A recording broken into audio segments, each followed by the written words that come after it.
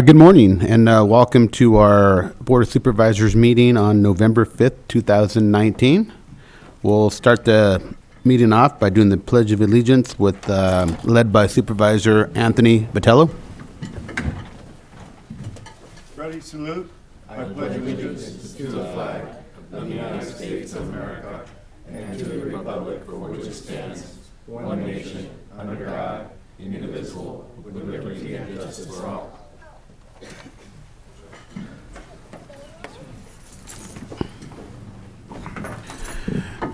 Supervisor Botello, since you led the Pledge of Allegiance, you want to let everybody know what's going on this Monday? Sure.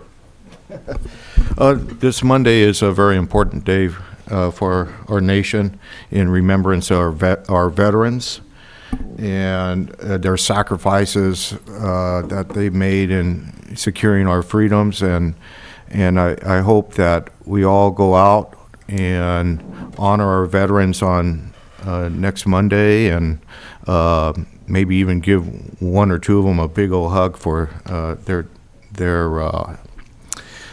sacrifices, and make sure that we all appreciate that. Thank you. Thank you. Acknowledgement certificate of posting. So moved.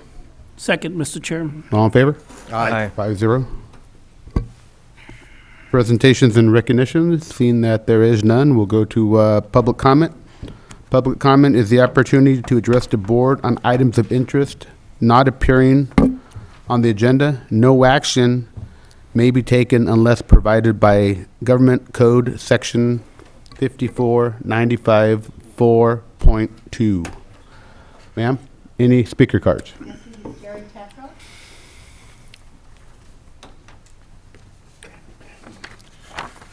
Mr. Chairman, Supervisors, can you hear me? Yes, sir. Sir. I'm here for my normal thing in regards to the roads on 1860 Salinas Road. I would like to see something done on those. We've given a piece part approach to it up to this point. Ray assured me that at one time that I was on a list, and I have just talked to this gentleman. I would like to see something done. It's coming time winter, and that road is a mess. The guardrails need painting, repair. The road is just a total mess, and if anybody drives it, you know it's a mess. So if you would reconsider, and I hope this gentleman's got something for me, and we can work it out. Thank you very much. Thank you, sir. Ma'am? Seeing that there is no other speakers, we'll go to department head announcements. This is for informational only. CAO Ray Espinosa. Thank you, Mr. Chair. I'd like to invite up Chris Magnato, interim OES manager. She likes to give the board and the public an update concerning power. Good morning. Just to update you on the PSPS power outage we had last week. There were about 1,300 residents of San Benito County affected. They were in the very rural areas of the county. We did have a community resource center opened by PG&E that was in the Mission San Juan Bautista parking lot. And over the 3 days that they were opened, they saw 15 people that passed through. They weren't even there to charge or for water. They just passed through, mainly after church on Sunday. So it went well, considering power was back on when they promised, and we don't foresee any more of those events happening anytime soon. Any questions? Mr. Chair, I just wanted to thank Chris for her hard work. She worked all weekend on this constantly and responding to my frantic emails, so I really appreciate that. Thank you. Very welcome. Yeah, thank you. Thank you. Thank you. Thank you so much, Chris. Appreciate that. Harry, I'd like to invite you up, Harry, if you don't mind, to kind of just give a quick update with the roads, if you don't mind. Harry Mavrogenis, our RMA director. Yeah, just a quick update. We have completed the two pothole contracts that we had recently with PCS and with Granite. Panoche Road now is completed. The other work that Granite did, which seems satisfactory, is done now. Again, potholes are emergency work, and they're not going to be the smoothest surface. but they are primarily to prevent accidents and damage to vehicles. We have a small crew. We're constantly working additional pothole repairs. On top of that, recently you approved moving ahead with $11 million worth of projects between the Measure G and the Enterprise Fund, and we are now in design on those. We've done the core sampling.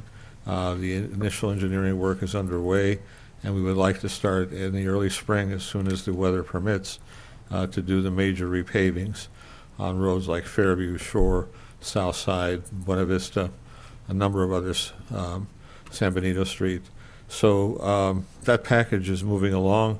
We will bring a supplemental contract to you for the engineering, because we added some roads above beyond the initial $4 million worth of roads that we had. So we're moving ahead as quickly as we can on those, and I look forward to next spring making some major improvements to our road system. Thank you. And Great. we're also working, we're doing the slurry seal in a number of the CSAs and the chip seal work. A lot of that was done last Friday. They're doing slurry seal, I think, in Ridgemark this week, and all the work seems to be doing well. Union Heights is also being done, and we've had no complaints so far. Thank you, you. Harry. Appreciate that. I'd like to invite up our Ag Commissioner, Karen Overstreet. She has a cannabis update. Good morning. I just wanted to give you an update of the status of the cannabis business permit applications. We are now moving 6 of the applications into our Phase 3, which is the interview process, an opportunity for us to actually meet the applicants and learn more about their project. This is scheduled for November 20th, and then pending on who gets approved beyond that point would be the public meeting. Thank you. Thank you. I'd like to invite up our librarian, Nora Conte.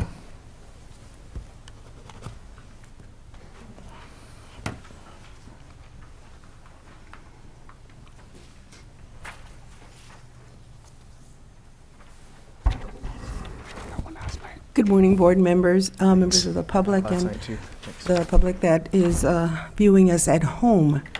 It is November, and our annual report, I placed an annual report in each one of your boxes, but just in case, because I know all of you are busy, then I brought an extra one for you to take a look at. First thing I want to say is I want to thank our CAO for his recommendations on the budget. I want to thank each board member for their also approval of the budget, because it has had significant impact on the library. The library is thriving. If you take a look at how many visits we had over 114,000 visits that are reflected on the gate. The visits to our website have been over 119,000. This one that I'm just so pleased with, and again, thank you, board, thank you to our CAO. We have over 208,000 items that were checked out. As you know, there was an increase in the book budget. So individuals are being able to come in, check materials out. We're able to, some of those books that even had typos in them that we got from donations, we've cleared those out and have replaced them. So folks are enjoying how now the collection is reflecting more breadth, more depth, a more popular collection. So we're very, very pleased with that. We continue to provide research instruction, as you can see, to our community as well. So I wanted to be able to present this to you, and with a lot of gratitude for your support, and your library is thriving in a community that wants and desires library services. Thank you so much, board members and CEO Espinoza. Thank you. You know, I'd like to invite up Melinda Casillas, our tax collector treasurer, as well as Joe Paul Gonzalez, our auditor controller.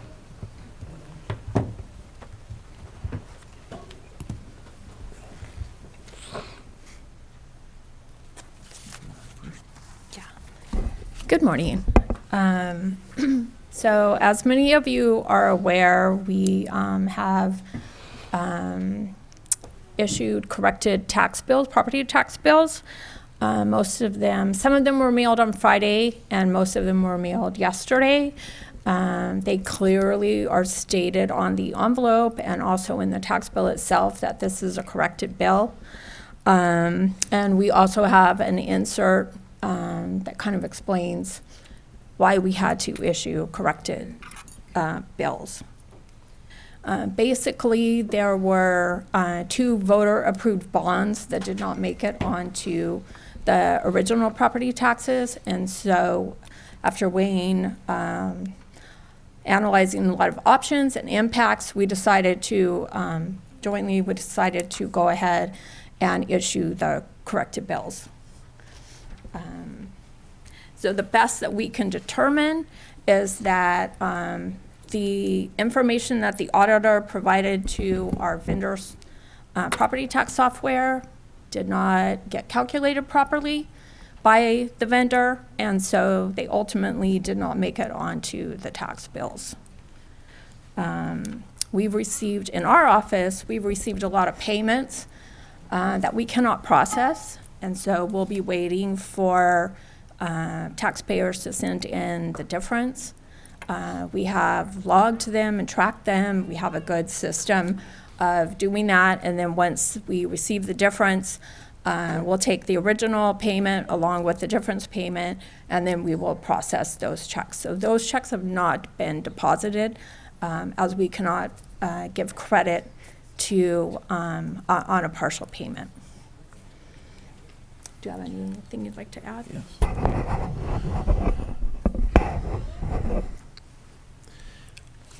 Good morning, Board, Chair, Board of Supervisors. When in October, mid-October, when the, actually it was early October when the auditor's roll occurred, those bond payments were in the roll. We verified that, and so, you know, we're good to go. And part of the, you know, you start with the assessor, they do their roll. We add on the special assessments in the auditor's roll, and then the tax collector grabs, you know, what we calculated and prints the bills. And so the day after the bills are printed, it's discovered that, you know, these two, you know, the new Gavilan College Measure X bond and the high school bond was not on the bill. So, you know, we, you know, immediately went to Melinda. I said, hey, look, this error occurred. I don't know how it occurred. We contacted Megabyte, which is our vendor, our property tax system vendor, and they said, hey, you know, we'll help you fix this problem. Not an issue. We'll help you all the way. They said no charge. Normally, if we ask for anything, there's a minimum charge for, you know, for any sort of customized work. And so this work is, you know, they're going to complete, you know, completed for us. So I went to Melinda. I said, hey, look, there's 2 ways we could fix this. One is we could let it go, and then in the following year we'll collect double the amount to make the bond payments. But that presents another problem, a cash flow issue. We'll need the funds internally to be able to make the bond payments, because those bond payments have to go out. And that's about $3 million. Now, given that it was so early in the process, I consulted with some of my counterparts and with Megabyte and with Melinda. Melinda did not really want to go this way because she knew it was a big mess for her, and I know I was putting a big a big burden on her and her office, and but I really appreciate the fact that she did this because you know, mistakes happen, And we need to, as soon as we find those mistakes, we recognize them and we fix them the best we can. That's all we can do. And this is one of those situations where Melinda, was gracious enough to help us, ensure that the bond payments get made and the taxpayers pay what they're supposed to pay. These were voter-approved bonds, and, these bond payments are gonna be made. So, that's, any questions there? Yeah, what can we do in the future to prevent this from occurring again? Well, for one thing's for sure, before we, once the roll is done, we're going to verify with Megabyte to ensure that the tax collector is picking up the entire everything. I know that she's going to work closely with our office to ensure that all that's correct. This was something that we had in our office verified many times, because these were items that were put into our system back in August. There was plenty of reports to show that they were in our system. But I guess the question at hand is, yes, it's verified, validated months ago. The first time you print something, are you going to put a process in there to make sure that you look at that copy to ensure that all bonds are on that tax roll? Yes, so I want to say that each of our offices, the assessor, the tax collector, and the auditor, we each review the draft of the bills. And so we each look at what our different parts were on there. And so in the future, we've assigned additional responsibilities to each of the departments. So that will become like a standing operating procedure, similar Yeah. to, okay, perfect. Thank you very much. Amy? Yes, thank you, Mr. Chair. Melinda, are you going to be able to give like extensions or more, extra days for people to turn in their taxes? I know you have till, what is it, December 1st before a penalty is Right. applied? So in the process of logging all this information and tracking the payments that we have received, we process as many payments as we possibly could. We were up to date at the point where the property tax system overwrote the original bills. And so those people should be receiving, depending upon if they just made a first installment payment, then the difference will be added to the second installment. If they paid both of the installments and we were able to process those, they will just receive a bill for the difference. For all the people that have paid their taxes in the mail, Yeah. that have paid their property taxes between, like in the last 10 days probably, we have tracked all those payments. We can't process them, nor are we going to deposit them until we can process them. And so we have a whole process where we have kept track of all their payments. So we need the difference. We've also been contacting a lot of people saying, that we need the difference between the original bill and the corrected bill. A lot of people think that they were due November 1st and they hurried to get the payments in. They really haven't until December 10th. So there's not any type of penalty consequence with making those payments up until December 10th. But because we are tracking the ones that, made the attempt to make their payments on time, November 1st or up to December 10th, we will not be assessing penalties on any of those people. Yeah, because I do know that some of them pay their tax bill like on the 5th or 6th, and they either go to Mexico and they'll come back in a month or two and they'll see that bill, So, Right, so it's my opinion that people that made the attempt to pay should not be penalized for what was, a corrected issue on our end. Thank you, Melinda. It'll be the people that don't make any attempt Okay. that. Thank you. I really do will have- appreciate it. Thank you. Thank you. Any questions? Thank you, Melinda, and thank you, Joe Okay. Paul. I want you to know that we apologize for the confusion and the inconvenience to everybody. And we've had a lot of people that came in and paid the difference. And so we'd like to say thank you for your patience and understanding in this situation. Thank you. Thank you, Melinda. Thank you, Joe Paul. I'd like to go ahead and keep Joe Paul up there. He has an update out of the auditor's office, Cal Per's event. Okay, on a more positive note, actually, CAO Espinoza, myself, and my assistant auditor, actually, we participated in the CalPERS conference because it was, so close in proximity in Oakland. We thought, well, this is a good opportunity to, get a little bit sharper on the CalPERS, all the CalPERS laws and regulations, which are many. Just want to announce that CalPERS just created, in fact, it was just released this month, a pension outlook estimator for use by all the agencies. And what it does is it's the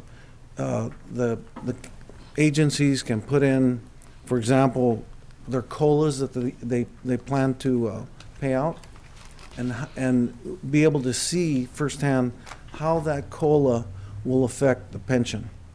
How will it affect what our payments are going to be, and what the unfunded liability is. This is important because that's pretty much one of the only things you could really control with regard to pensions is the pay rate. And that's, these are, and for example, this pension outlook estimator, you can put in an additional discretionary payment amount, and you could see how that will change your payments, the annual payments for, and the unfunded liability, as well as the funded status of the plan. Currently, under the current assumptions, it will be in the year 2048 that this pension plan will be fully funded. So really 30 years from now, under the current assumptions. Once the discount rate, goes down, that of course is going to change. If there is for example, a change in law which will pull away the court, the court across the street, all those employees out of our plan, and we're able to do things to manage our plan better, like for example, putting in additional payments. We will have those opportunities. We could see what it will do to increase our funded status. Recall that we really want to be at very minimum 80% funded status, because that's considered a fair, pretty much that the plan is viable and healthy. Currently, we're at 70.5% funded status. That was it with regard to CalPERS. Mr. Chair? We're at 70.5. 70.5. What is the average for everyone else? That was just about that. It's pretty much it's that average is there are some plans that are higher, but CalPERS says, basically everyone is at 70.5% funded. Okay. Peter, did you have a question? My chair was the same. I mean, my question was the same, Mr. Chair. Oh, was that? Mr. Chair, what was our number 5 years ago? We were at a higher funded status. Higher. Yeah. because the discount rate was higher. That's right. Okay, Correct. the other piece of good news is coming from the elections office. We are diligently working on signature checking the referendum that was presented last month to the clerk of the board, and we're, it's going smoothly. We think it's very possible that, no promises, but we think that we might be done by the end of the week.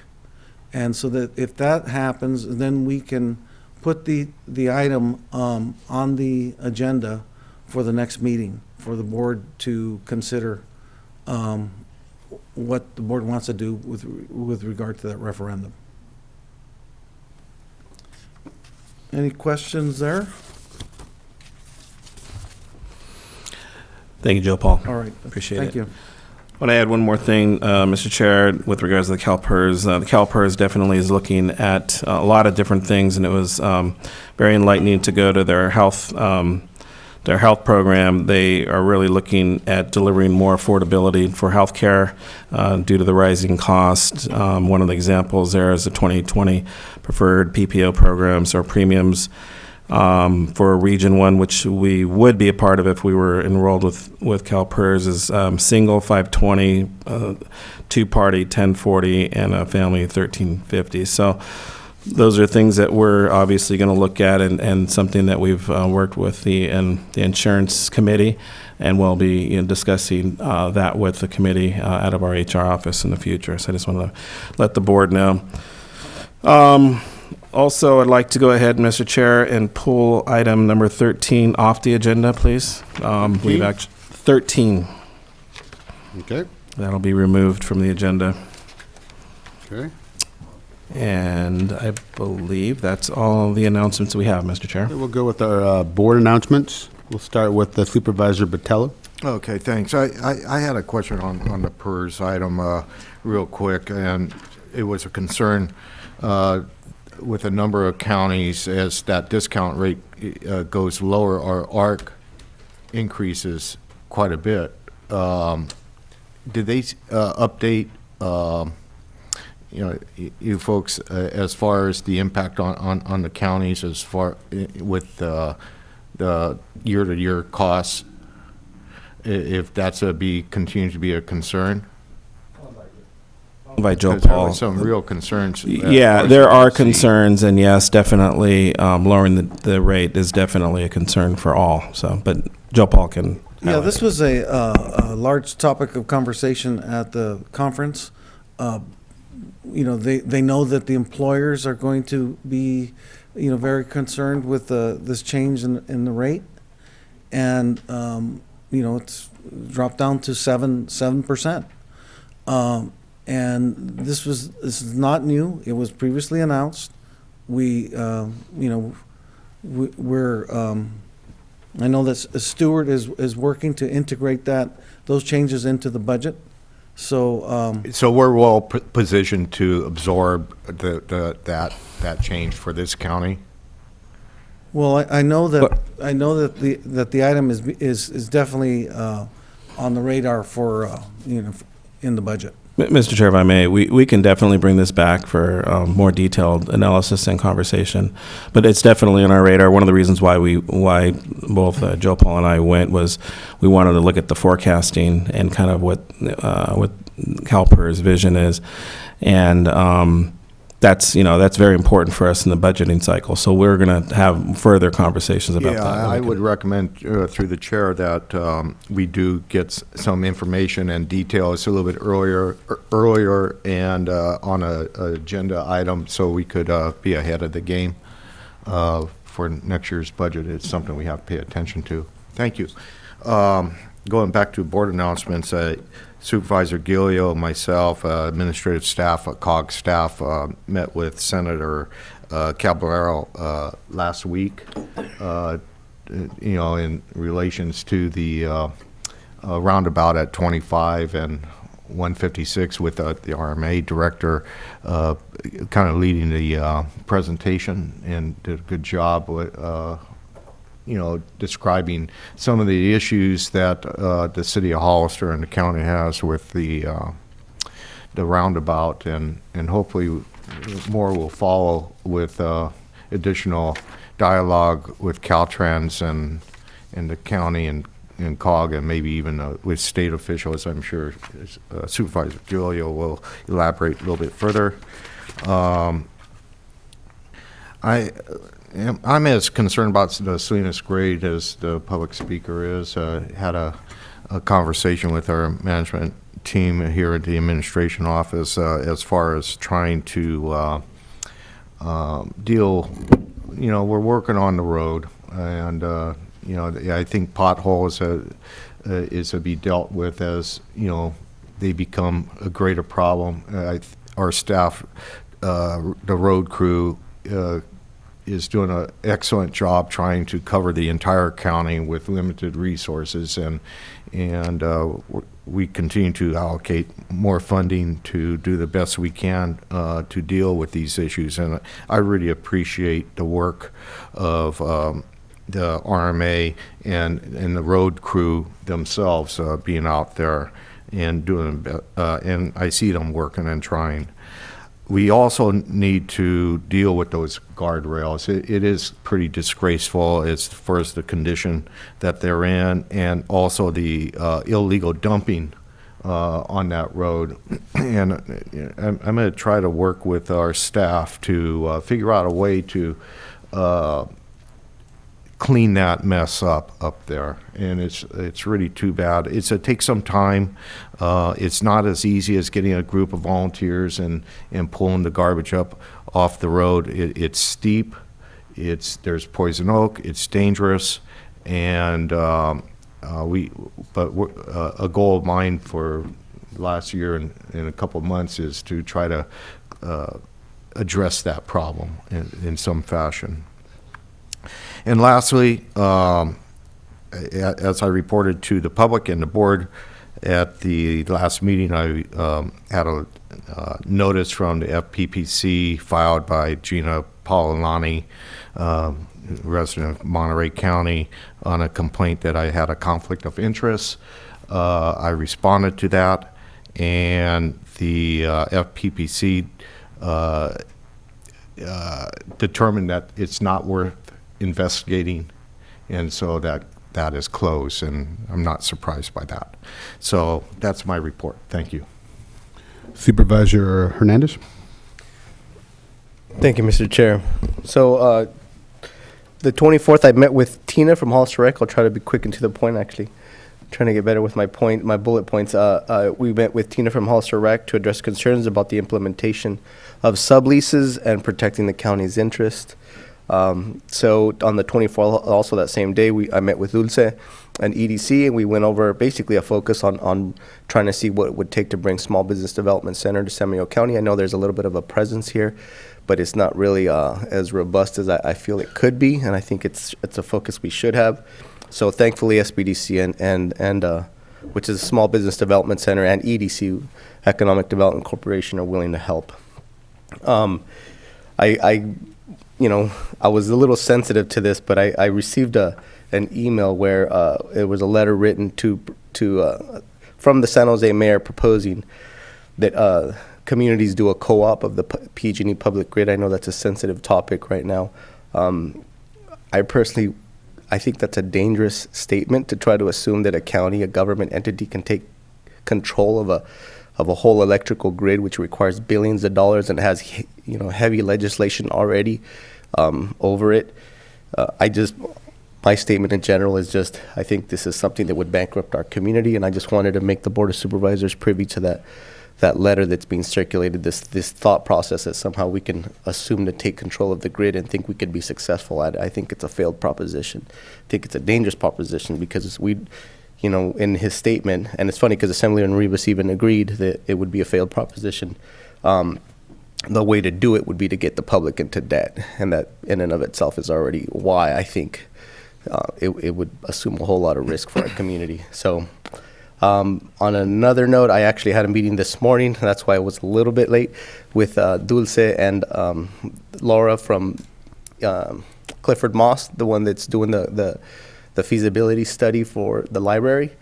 And it was a really good conversation. Basically, the focus is for us to make sure that there's really clear objectives as far as the public understanding of what this is going to entail.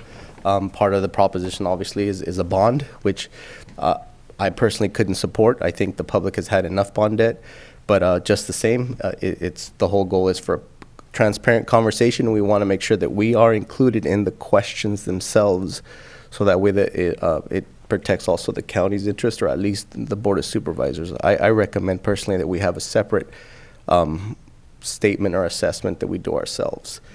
But on a positive note, really, I was at the Treat Streets event, October 31st and Halloween. I thought it was a great success. Supervisor Dela Cruz, Medina, and Gilliard were in attendance.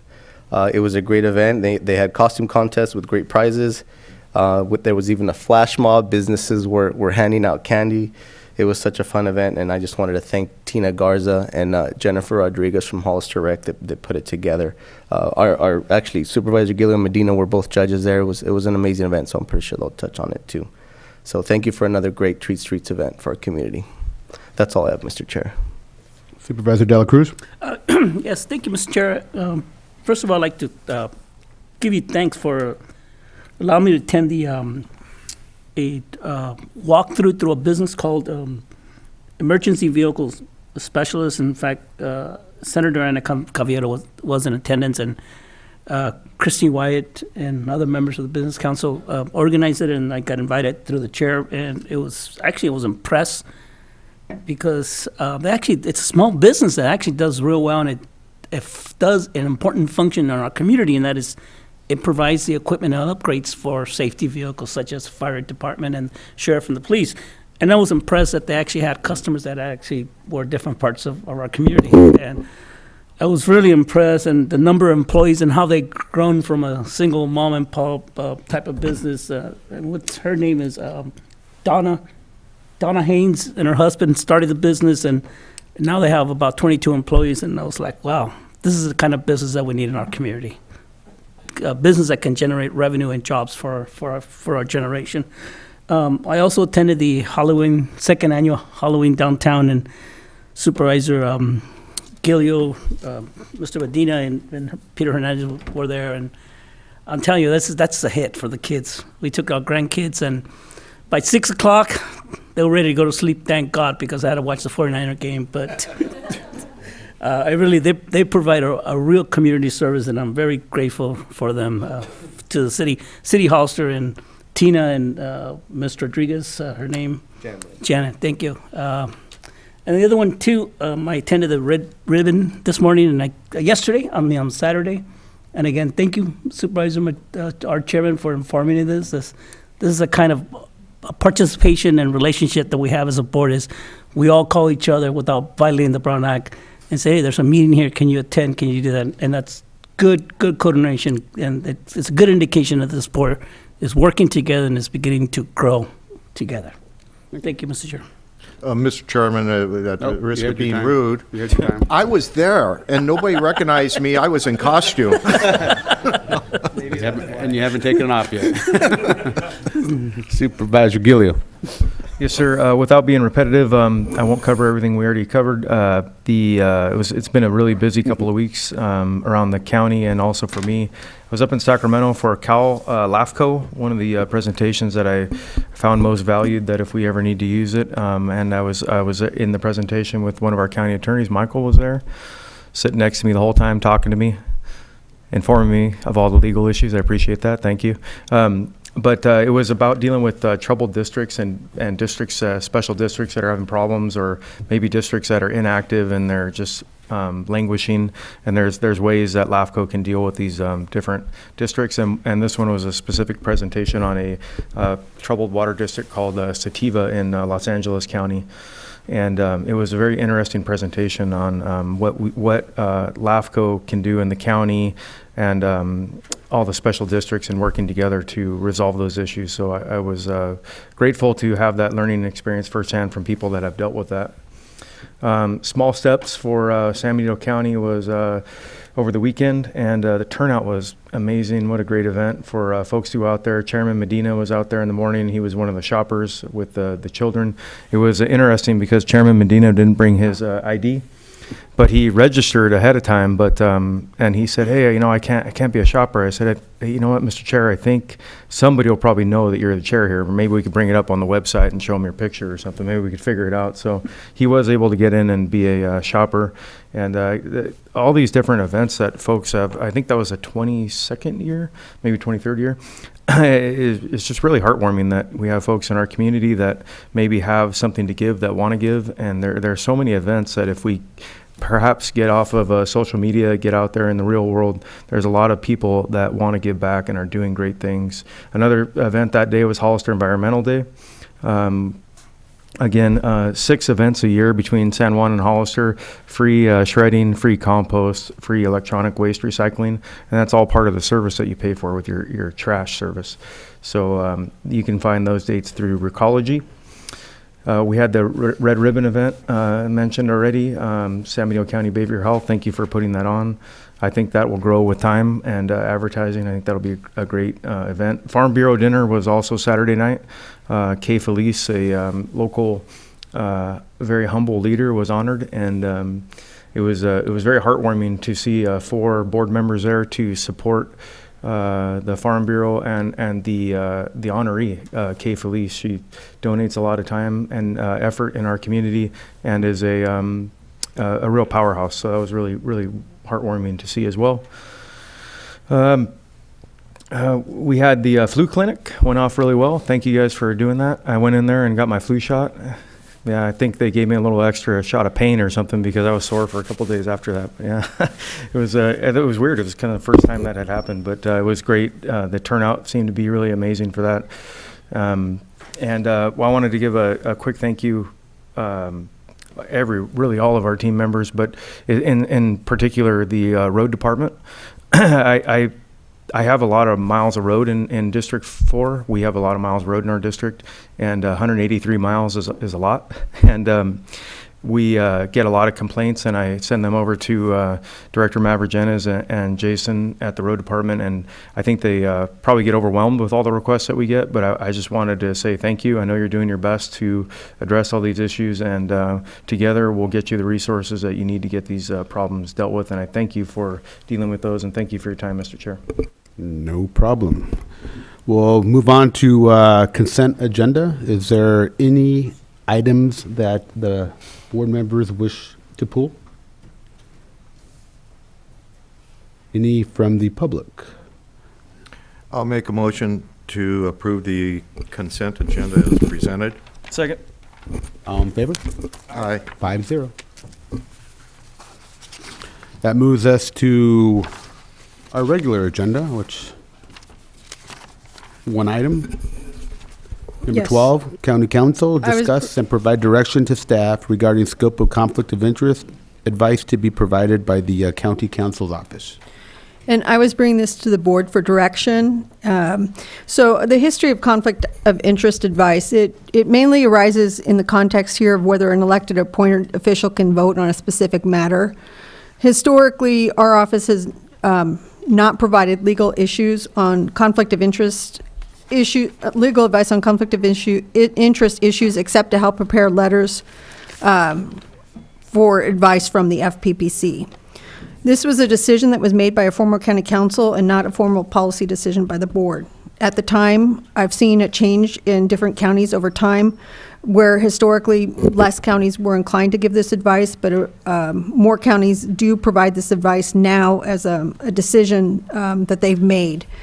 The advice comes with certain caveats, though, if it is provided by our office. First of all, it's not a legal defense to an action by the FPPC, and it doesn't create an attorney-client relationship between our office and the board member or an appointed official that's receiving the advice. Say that again? It doesn't create a legal attorney-client relationship between there's our no- office there's and no, you there's can no say- privilege, there's no confidentiality. So, for example, if a board member comes to me and says something, I could share that with the other board members, and I could even be compelled to provide that testimony if there was enforcement action. So that's important to realize because you get more protection with an individual attorney. Let's see. So there's pros and cons, of course, to providing the legal advice. On one hand, individuals that are elected to office, they have these advice questions that come up, and sometimes the advice can be pretty straightforward, that they don't want to have to consult with an attorney to determine that. They want some guidance. And that's counterbalanced by whether or not it's a role that the county as a whole would like our office involved in, whether it's something that the board would like our office to spend the time and energy on as one of the legal assignments in our office. If the board does decide that it wishes to provide legal advice, does it want it to be limited per issue? For example, a simple advice question could take, less than an hour, or could maybe it take 2 or 3 hours? Do we want to limit the advice on specific issues so that that our office is providing advice on, issues that can be resolved with less than 5 hours? Or do we accept advice on, all issues?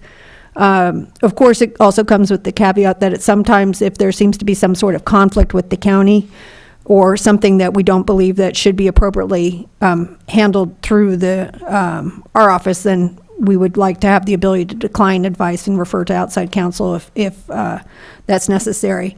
But, I would like the board's direction on that. I think that it's pretty evenly split now in the different county council's offices about whether this type of advice is given. I think it's certainly something that can be provided if the board would like to have that. And I'm just seeking direction from the board. Yeah, Mr. Chair, thank you. So I brought this up at, we did an evaluation of where we want, what kind of services we wanted from our county attorney and the beginning of the year when I first got here. And this is one of the things that I had experienced coming from another jurisdiction, that they would provide you that basic advice. If you had some type of easy, simple conflict of interest, you can ask a question, and sometimes that'll happen on the fly at a meeting. It's something you didn't realize and you have to ask real quick. The key is that you have to realize with any conflict of interest advice, even from a private attorney, we, the elected member, or whoever the elected member is seeking that advice, is ultimately responsible. You can't ever use a defense and say, well, my private attorney, my county counsel, my city attorney gave me bad advice, so I'm off the hook. That's not the way this works. So you have to make your own judgments. The reason I'm interested in having this ability is, as a new board member, there's issues that come up that I would like to be able to get advice on, instead of getting what will happen now is, if you have that question, what you'll get is you'll get a bunch of law. And you'll read through, 10, 15 pages of law, different sections, and then you're expected to make your own interpretation. So I'm hopeful that we can have a attorney at least interpret that, and then we can make our best decision after having a little bit of advice. Thank you, Mr. Chair. Yeah, I'm going to support Supervisor Polio as far as, that it's important to have, some sort of policy going forward. Even though I was kind of a victim of a sworn complaint that was pretty bogus, and I wasn't that worried about it. I just took 5 minutes and answered FPPC's letter, and they decided to throw it out, of course. But for future needs of elected leaders and department heads and staff, I think we should have something in place that allows some advice, that could be helpful for a person. It could be, something a little bit more serious next time. I don't know, that it might be a little bit more gray. And I really feel that in doing our jobs and our function as, county public servants, we should have some protections too. As long as it's not gross negligence, and we've seen that before as well. And then it should be on, on you, that if you done something knowingly wrong, then that's your own ethics issues. But as far as establishing, the seriousness and what advice you need, I'm going to support, some sort of policy in place that the council is recommending. Thank you. Before we set a policy or a procedure, one thing that I want to make sure is, everything is hearsay, or they said that I can't hold our legal counsel responsible. I think it would be wise for every supervisor to actually sign something stating that this way, if anything comes back, it's in black and white, stating that the supervisor did agree that if he or she does ask for advice, that the county is not responsible for anything that arises from that advice. Mr. Chair, got a question. Yes. I remember when I first got elected, way back then, there was an issue that we actually faced, that we're facing today now. And I was actually the no vote, and my other fellow supervisors said yes, and it cost us about $1 million. I'm not going to get into details. Supervisor Patel knows what I'm talking about. If the board's going to go in that direction, is it proper that you provide a report of which supervisor has come to you asking for interpretations of conflict of interest? Yes. Information. Okay. Along with the signature of them Yeah. holding us not liable. Yeah, okay. Peter?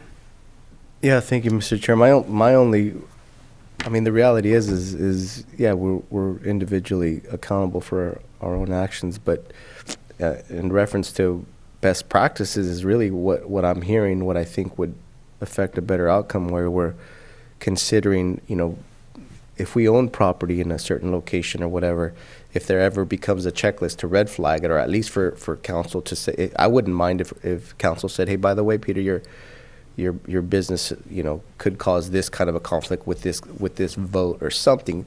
And then at that point, it's more of an informed, or it's like a little bit of an educational piece, and it puts me in the driver's seat at that point to decide whether I should, I should recuse myself from said vote. So in my mind I'll make the decision, but I'd like to know, because sometimes I might not be aware if I made a vote that's considering something that might be a conflict. It's it's an assumption, right?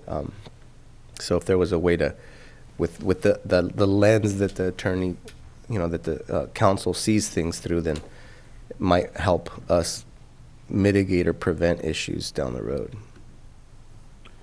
Do you have clear direction, I think, yes. CAO? Oh, yeah, I was just going to say. Public comment. Yeah. Any public comment?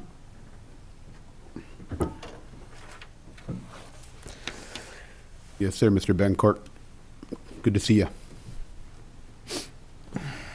He was late today, Richard Court, 4140 Southside Road. As a public member on LAFCO, I've brought this up as some of you sat on LAFCO with me and still am. We hire county counsel for our council. And boy, sometimes it seems that it could be a conflict. And I've talked to Barbara and Michael quite a bit about those issues. And boy, in my mind, it's real fuzzy. So that's just my comments. because it's not just the county involved in LAFCO, it's the two cities. And to me, as a public member, it should be my responsibility to make sure that the county isn't doing something against the two cities or vice versa. So, boy, as the council know, I get real concerned about that at times. And that's my only comment. Thank you, sir. Thank you. We can get back to the board. Direction. And we got direction, so thank you. Thank you. That concludes our meeting for open session. We'll be going to closed section. Barbara, do you want to Yes. report? Number 14, conference with legal counsel, anticipated litigation, significant exposure to litigation pursuant to D2 and E2 of Government Code Section 54956.9, number of cases 1, potential of additional litigation relating to the master tax agreement currently being litigated in Ward Homes and BMC Promise Way. And 15, closed session, conference with legal counsel, existing litigation, subdivisions A and D1 of 54956.9, name of case, Preserve Our Rural Communities versus County of San Benito, Superior Court of California, County of San Benito, case number CU 19-00174. Any public comment? Public comment?